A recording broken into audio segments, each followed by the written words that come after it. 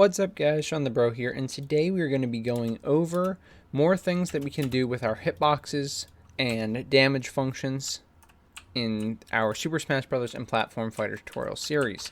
So there's a lot of functionality that we will be adding over the course of the series, of course, as it is a type of fighting game, right? It's the platform fighter. So there's a ton that we can do with our individual hitboxes and very specific moves that are going to add to that. So we're going to expand upon our logic today. And we're going to update some of our collision logic to where the launch values apply based off of either the location that the hitbox collided with a player with a character, or we can base it off of the direction that the attacker is standing, if they're facing left, facing right. This is important because previous in the series, we only had it based on where the hitbox collided with the character. If it was to the left or right of them, it would launch them to the left or the right, respectively. And so because of that, we could sometimes, depending on our hitboxes and, root motion and different animations that are being applied, you could actually hit an opponent, say, spawn the hitbox a little bit to the right of the center of a character, and they would go flying to the left when they should go flying to the right. This is a case where we don't care where the hitbox lands. If it collides with the character, we want to send them flying in the direction that the attacker was taking. Okay, so that's one thing. We will also be adding a different modifier for launching, so we can update our launching logic to make it more efficient, and also use horizontal and vertical launching separately to allow us to further customize each individual attack.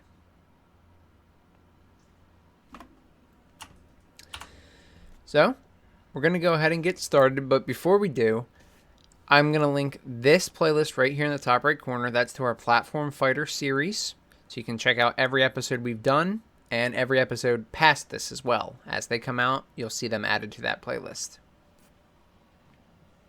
I'm also going to link you right here to this iCard, which is the very first time we did the create active hitbox function and everything with our initial hitbox logic, which is what we're going to be using today.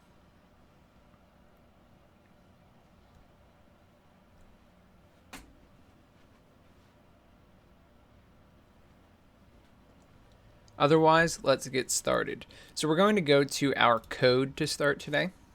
And specifically, we want to go to our Hitbox Actor class. Now, Hitbox Actor has all the details that the hitbox is going to have, so damage, the location, launch amounts, and multipliers that could be applied to them, such as if the attack has been charged for a certain amount of time. I've split the launch amount float that we had, it was just called launch amount before, into horizontal launch amount and vertical launch amount. Some attacks are going to launch more at a distance, and some are going to launch more vertically. There's still different types of hitboxes, and there's still different types of launches. So even though they're doing essentially the same thing, they're doing it on different axes and doing it at different spots. So we want to make sure we have horizontal launch amount and vertical launch amount. Before, we were just taking the launch amount as the same for both horizontal and vertical, but again, these can be different, so we want to make sure we separate them.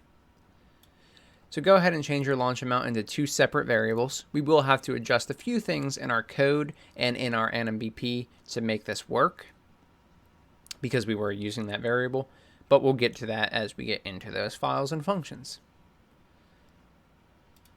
I've also added this boolean, which is a very specific boolean, but this is what I was talking about earlier. So I've called this should launch match character direction. And the comment says, should some hitbox properties, such as horizontal launch amount, be dependent only on the direction of the creator of the hitbox was facing and not the collision point. So basically what we're saying here is we don't really care where it lands, where it's colliding with the character. If this is true, we want to just launch the character in the direction that the attack was being provided, So if we are doing a forward punch, well, if we're facing our opponent and we punch them forward, they're going to have force in that direction. We want them to move that way. Doesn't matter if somehow the hitbox ended up on the right side of them. When it actually collides, and for not only the animation and making it look nice, but also from a gameplay perspective, we want to make sure they start moving in the proper direction. So we can set this Boolean to determine for each hitbox if we want that to be in effect or not.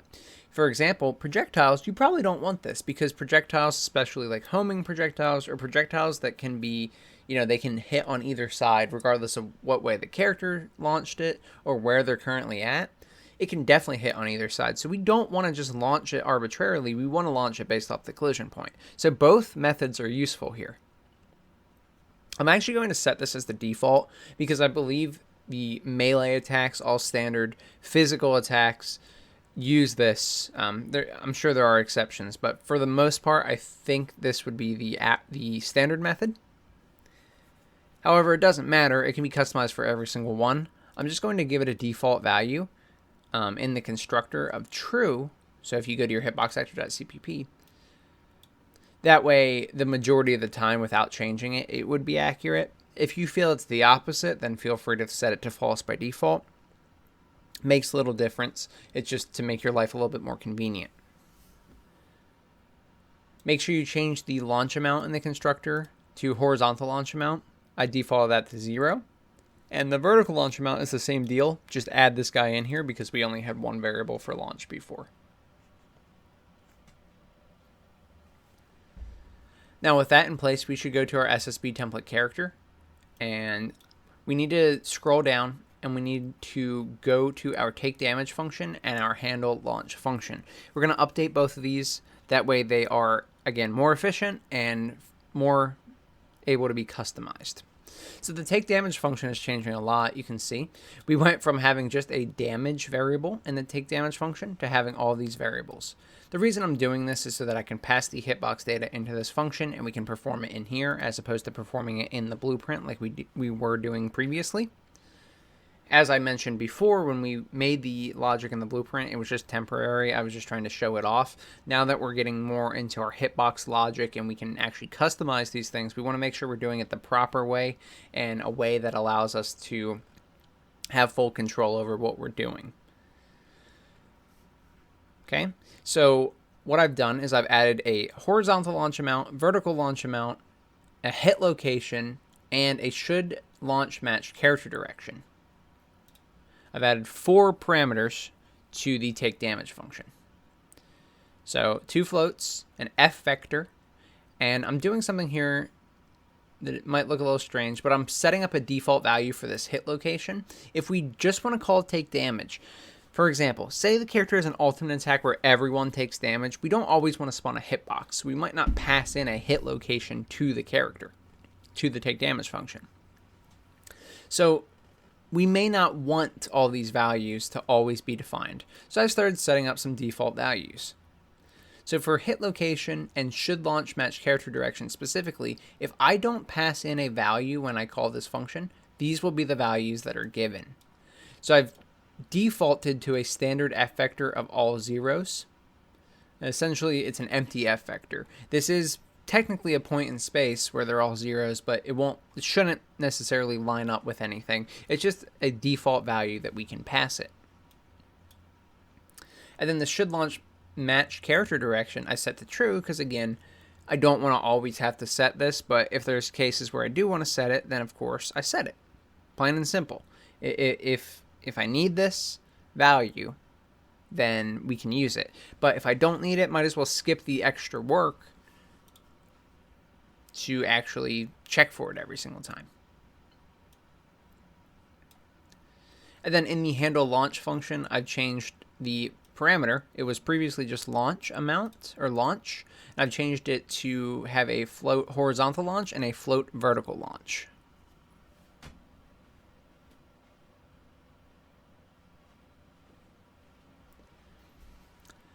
All right, and with that done, we can now go into the CPP of our SSB template character. And we're going to scroll down to those 2 functions, so specifically take damage and handle launch. We're going to start with take damage. At the start, make sure you just add your parameters to your take damage. That way it lines up. So we need our 2 floats, our vector, and our boolean. Note that you don't need to put the default values in the CPP file as long as you define them in the .h. then you can just put these vectors or these values here for the vector and the Boolean, and they will automatically be set if nothing is passed to them. Previously in this function, we only had this logic right here to add the damage to our counter, set a maximum value, and then return the damage counter so we could use it for other things. So this entire section I've added. Now, I'm going to explain this in a second, this section that I've added, but let's take a look at our hitbox actor in the blueprint. This is previously how we set up this section. So we had this check collision function in our hitbox actor. Long story short, there's a lot of logic that we have in here, and it's a pretty long chain. But what happens is we check to see if any of the hurt boxes on the character collide with this hitbox, and if it's the right type of hitbox to damage the opponent or damage the character. And if it is, we then go ahead and call take damage. Well, we were doing some more stuff after. We were doing this right here. We were checking to see if the launch amount was greater than 0. We were checking the hit location to determine if this was on the left or the right of the character. Then we were triggering the proper launch values from here. Well, I basically set up everything in Blueprint, and then I said, wait, this would be much better in code because we have a lot more functionality. We don't have to go directly to the Blueprint either, which all of our hitboxes are going to be able to, do different things on the player. Proximity might be related to blocking. Strike could be damage. We have throws. We have other types of hitboxes. So I'm actually getting rid of all that logic in the Blueprint. You can keep it for now if you want. Keep it till the end of the episode. Make sure everything's working. Or keep it flat out if you want to do it in Blueprint. However, what I'd recommend is doing this in code because it's going to make our lives a lot easier in the future. So I've essentially rewritten that logic right here in the code, but then I've added additional conditions for what we're adding today. Okay, so again, this is what we had in the Blueprint already, but all of this is what we're doing in that section in the Blueprint, except we're doing it in code, and we're going to continuously update this function now in the code. We won't update that Blueprint with this specific logic anymore in the future. So what I've done is I've added an if statement because we need to handle the two different types of hitbox collisions that we have at the moment. So we have one where if it collides, we automatically want to perform the launch in the direction that the character that was using the attack was facing. We also have the case here, the else, where the projectile, the hitbox of any kind really, but usually a projectile or some sort of non-physical attack collides with a character, and we have to determine based on where the collision occurred if it should launch them to the left or the right. Okay, so those are our two cases. Let's start with the top one. So if it should just match the direction the character is facing, it's pretty simple. All we have to do is this. We have to check what direction the character is facing. We have to see, are they facing right? Which we've already set up and defined in the move right function. If they are, we call our handle launch function and we pass in our horizontal launch amount and vertical launch amount. Now, note that this horizontal launch amount should be standardized. Doesn't matter if you assume they are being launched to the left or they are being launched to the right, but the character should always be assumed to be launched in the same direction when you're setting this value. Because if you do assume that, then we can very simply say, if they're facing right, do this logic. Else, if they're facing left, we want to multiply that value by -1 and then put in the vertical launch amount.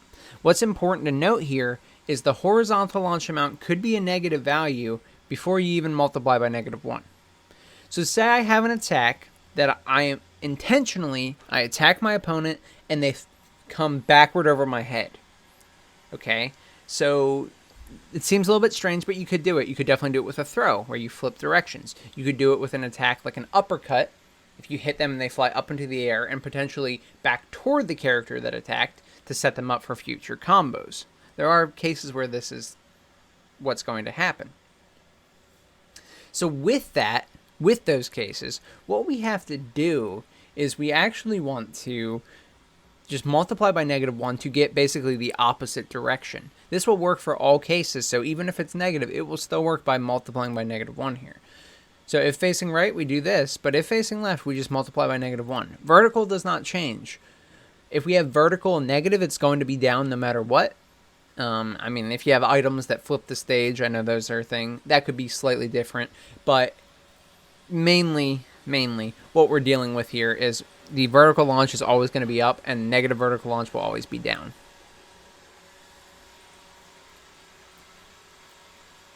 Else. So we have this statement here. So this is if the location of the actor, that is this actor, so our character, is greater than or equal to the hit location that was provided on the hitbox when it was passed in. Okay. So this is the location of the hitbox actor that was spawned. And .y is basically the y-axis, which is horizontal. Okay, so it's left and right. So we're checking to see if the character is to the right of the hitbox actor. If they are, then we're just going to handle launch and pass in our data. Otherwise, again, we're going to just say, okay, we're going to do the opposite. We're going to multiply our horizontal launch by -1 and then still pass in vertical regularly. We still have to return the damage counter at the end, so make sure you don't remove that. And now your take damage function is looking pretty good. We now have a lot more freedom. We have different types of hitboxes supported, and we have different types of launch supported. Then if you go to your handle launch function, make sure you update the parameter list in that to include the horizontal and the vertical launch. Previously, we had this line here, 342, and this line here, 345, where we were getting the amplified horizontal launch, which is based off the damage counter. And we were passing it in here. It was just called amplified launch before. We were passing it into the Y and to the Z. We were doing float absolute value on the Z so that it was only ever positive and only ever led them into the air. When we have attacks that, end up shooting them down, that's not going to be the case. I made that point in the episode, but I'm just bringing it up again so you can see it. So what I've done is I've copied this line, I pasted it, but I've just changed it a little bit to fit with the vertical launch. So I have amplified vertical launch now, which is equal to vertical launch times this equation. Then instead of using the same variable in both these sections, I have amplified horizontal launch and amplified vertical launch. At this point, since we are getting advanced enough in the series, I recommend taking away the float absolute value here. Not required that you do that, you can leave it for now. But there will come a time when we are perfectly fine and willing to have like spikes or a launch that is downward in direction. One other note, if you still have the debug take damage function here, you don't need it anymore. You could get rid of it. If you do want to keep it, you do have to pass the proper parameters into the take damage function. So I was passing in 5 damage. I've also just passed in 0 and 0 for the launch values. But again, feel free to also delete it if you'd like. I'll leave it for now. Now we're looking pretty good. We're going to go into the engine and we're going to update our hitbox actor BP. I've already kind of shown you this, but let's just go over it again. In our hitbox actor BP, we have our check collision function. At the very end of that, we called take damage, and we had some other stuff that I had removed earlier in the episode. Feel free to remove it, or again, if you want to keep it, at least disconnect it for now so we can test the code logic to make sure it is working. And what we're going to do is instead of just passing in the damage now, we have all these other parameters. We have to pass them in.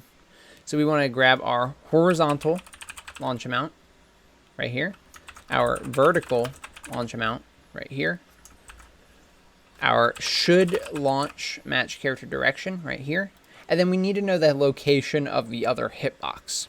So to do that, I actually just call get actor location. We are in the hitbox actor BP.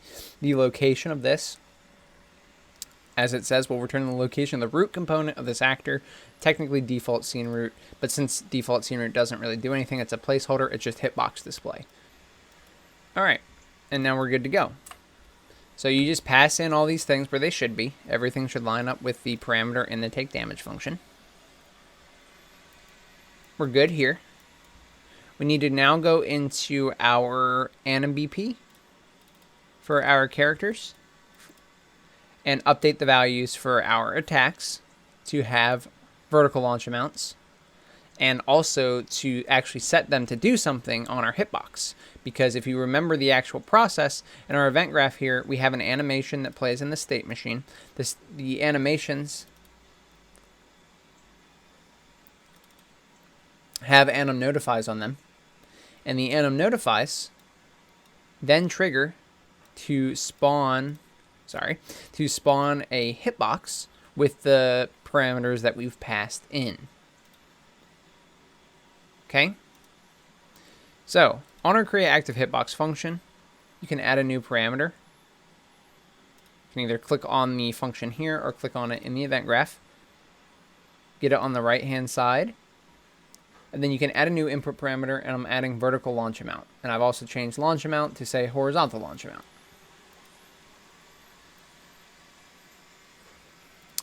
Now that you have that, feel free to set these values for all of the places that you're calling create active hitbox. These other two don't really have launch amounts at all, just because that's what I set up, but I do have this one, and I've set a different value for the launch amount for vertical and horizontal, just to show off some of the customization and test it. We can now go into our create active hitbox function, and we're going to need to update this a little bit.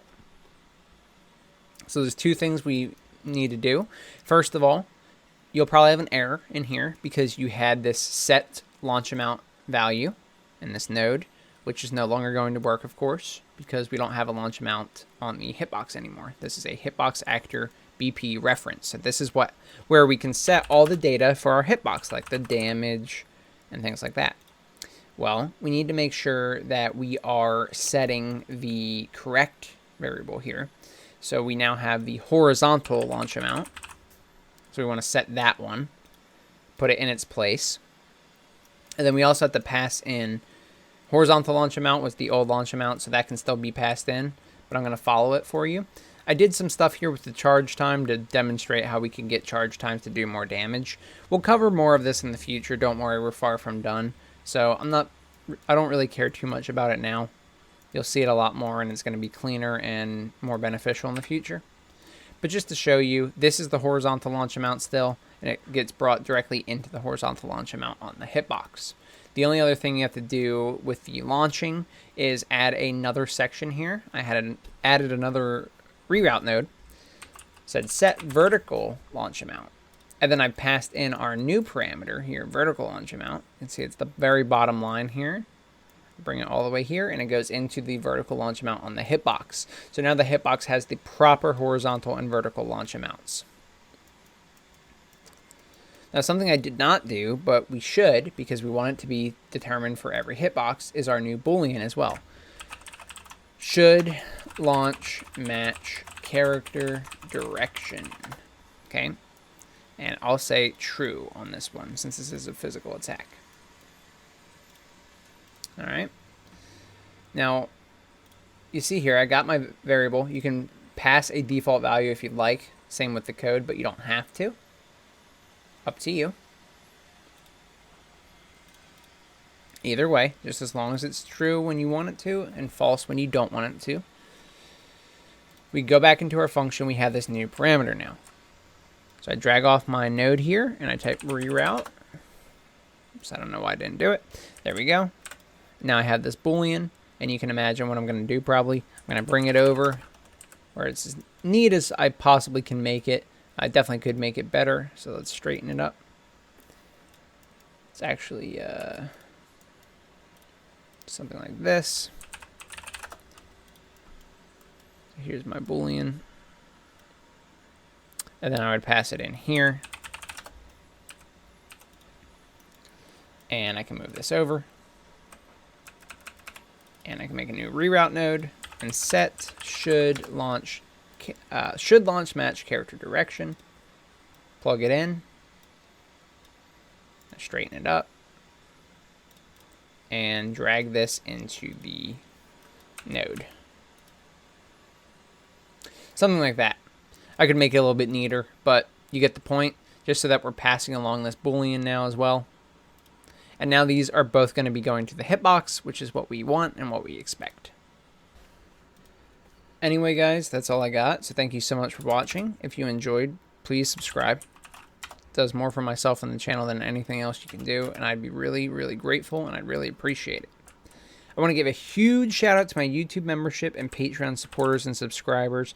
Thank you guys for everything that you've done. Thank you for continuing to support the series and this channel. I really appreciate it. I'm so, so happy. Thank you.